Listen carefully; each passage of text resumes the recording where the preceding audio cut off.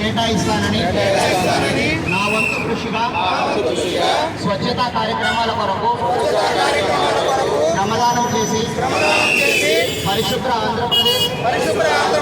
సాధించే సంకల్పానికి కట్టుబడి ఉంటానని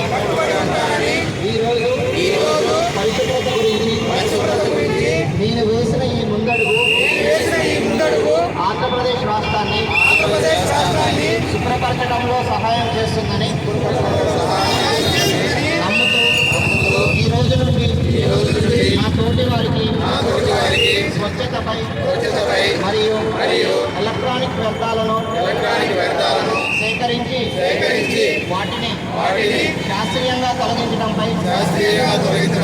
అవగాహన కల్పించడానికి